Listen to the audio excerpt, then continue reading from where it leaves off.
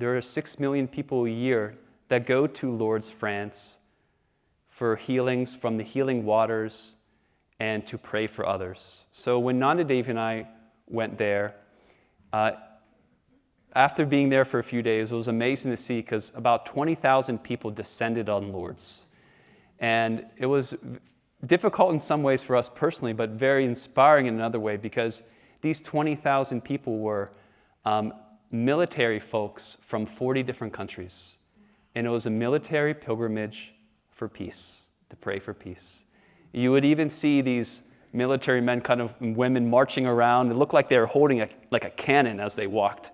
But it was actually a candle, a massive candle that would like burn for weeks. But there's the grotto there in Lourdes where people would pray.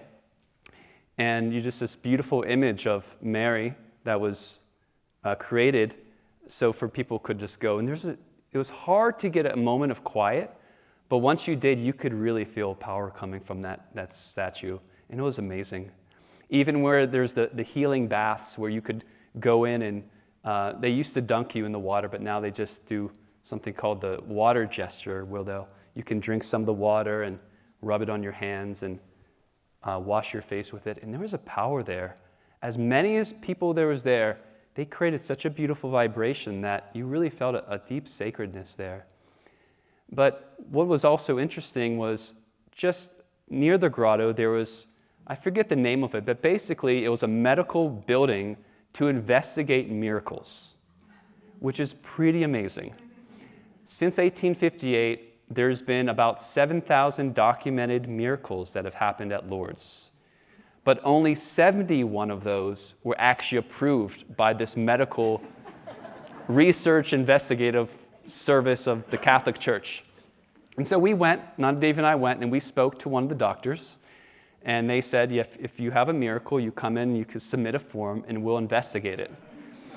And so we heard the story of the last lady who was approved as number, I believe, 71, that after 7 or 8 years of medical professionals sharing their studies, they said, okay, this is a true miracle that medical science has no exclamation for.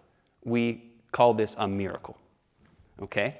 And so there was this lady, she was a nun, and her prognosis was full paralysis.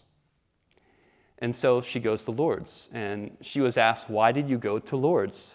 She said, I wasn't going there to pray for myself. I wasn't the one who needs the prayers. All the sick and the enfeebled, they're the ones that need the prayers. And she was the one who was healed. Isn't that so beautiful?